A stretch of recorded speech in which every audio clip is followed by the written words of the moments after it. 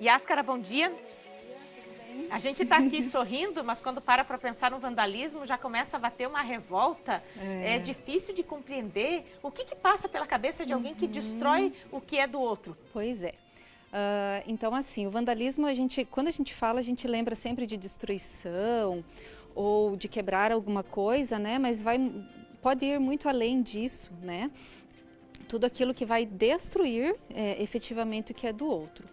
O que passa na cabeça? Então, assim, podem ser questões emocionais, pode ser transtorno de conduta, antissocial, tudo isso então que a gente pode estar falando aí na sequência, né? E as pessoas, por vezes, como isso é muito comum em jovens, né, grupos de jovens, então é muito comum que eles queiram fazer parte, se identificar, provar para alguém que tem algum poder, enfim, no entendimento deles, né, das pessoas que praticam isso. Por que geralmente a pessoa muda de comportamento quando está em turma, em grupo? Pois é, né? Então, assim, realmente muda e porque as pessoas se sentem mais protegidas. Qual é a reflexão? Por vezes, assim, essas pessoas que participam disso ainda não buscaram autoconhecimento, não entenderam qual é a sua essência. O sentido da vida, das coisas. Exatamente. E buscam isso, por vezes, nesse caminho que as consequências não são, né, nada legais, são só negativas, né? Que tipo de orientação todo jovem deveria receber dentro de casa para não chegar a esse ponto de tomar atitudes assim? Pois é. Eu não diria, talvez, antes de uma orientação, é a criação, né, dessa pessoa. O que a gente vê assim de fatores de risco para as pessoas que desenvolvem um transtorno de conduta, por exemplo, que envolve a prática do vandalismo? Por vezes é um lar onde a pessoa enfrenta uma rejeição, uma negligência, a pessoa não recebe cuidados, fica sozinha, apesar de toda a realidade que a gente entende de cada pessoa, mas daí a gente vai naquela questão assim, não é a quantidade de tempo ou de educação que eu dedico, mas a qualidade disso, né? Então, lá quando criança, muito antes de orientações, depois que você já fez, como você está educando essa criança. Então, esses fatores de risco, abuso sexual é um fator de risco, a rejeição que eu falei, por vezes algo que a gente chama de criminalidade parental, que é assim, expor a criança à violência entre quem faz o papel de pai, de mãe, né? Então, expõe a criança a isso, pode contribuir para ela desenvolver um transtorno de conduta. É uma demonstração de raiva, colocar para fora isso, da pior maneira. Uma perturbação. Por isso que a gente fala do autoconhecimento, né? Porque daí a pessoa vai lá, vai entender, poxa vida, eu estou com raiva e tal.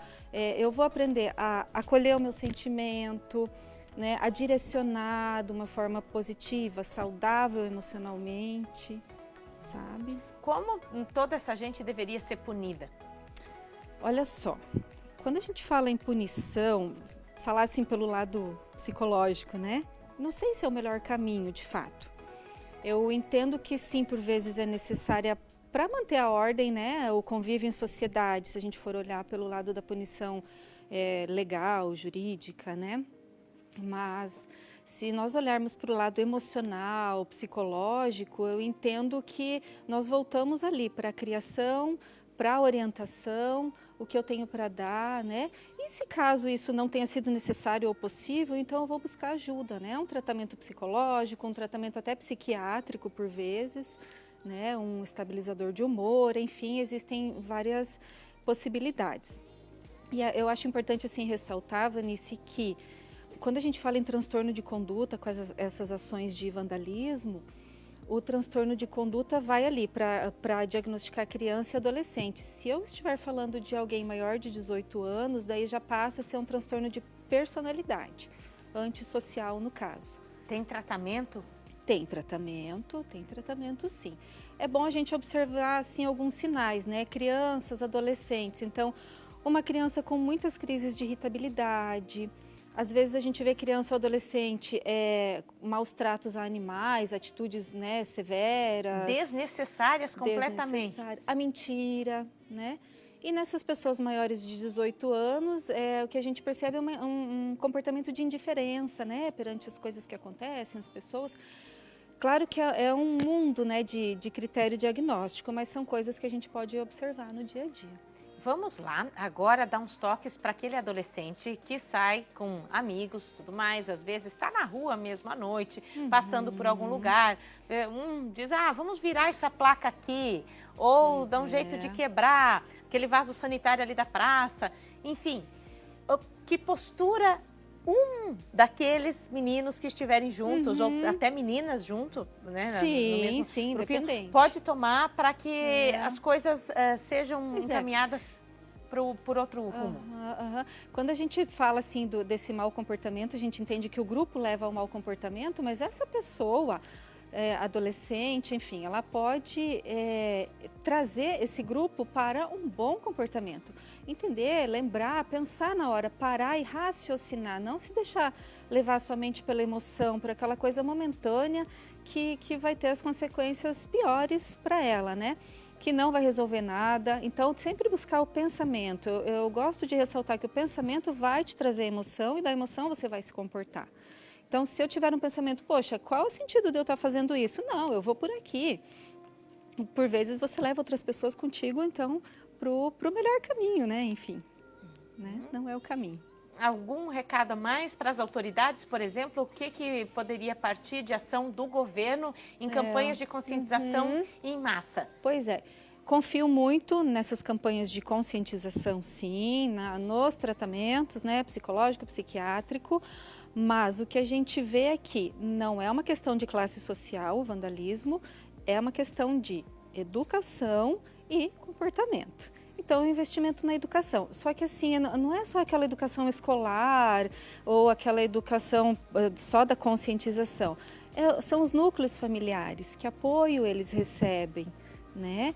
Então, precisa existir assim todo um contexto, talvez um trabalho multiprofissional, disciplinar, né?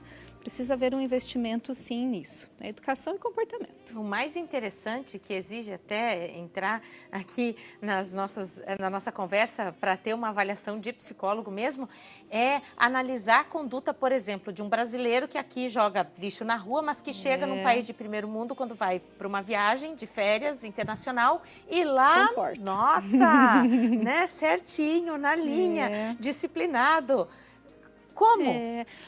Pode ser uma questão, talvez até de punição, de reforçamento de comportamento, né? Então, o que vão pensar? Porque a gente sabe que tem países que jogou algo para fora do carro, um papel, uma latinha, enfim, você realmente recebe uma multa. Então, como eu falei antes, nesse sentido da ordem, né, do convívio em sociedade, a punição nesse sentido vai valer.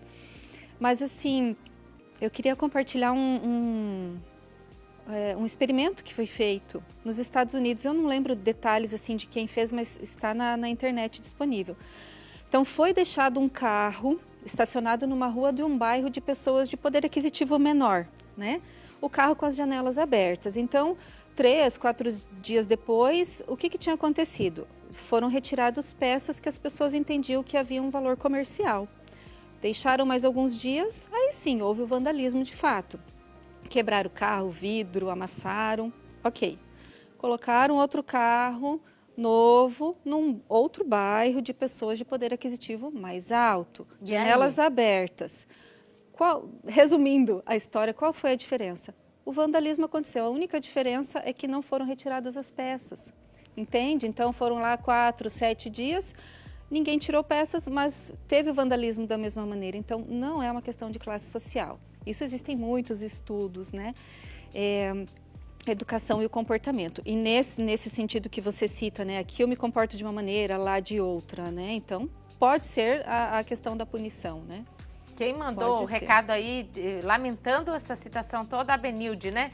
Ela disse, eles ainda destroem o que é nosso, depois a gente conserta com dinheiro, que é dos mesmos. Dos mesmos, dos pais deles. Pois é, exatamente. Enfim, muito obrigada, Yáscara. Obrigada a vocês. Por essa reflexão, que a gente sempre avalie também e vá buscar a fonte, né? Cortar o mal pela raiz, entender o porquê daquele tipo de ação. Muito obrigada. Eu que beijo para você. Outro. Até amanhã.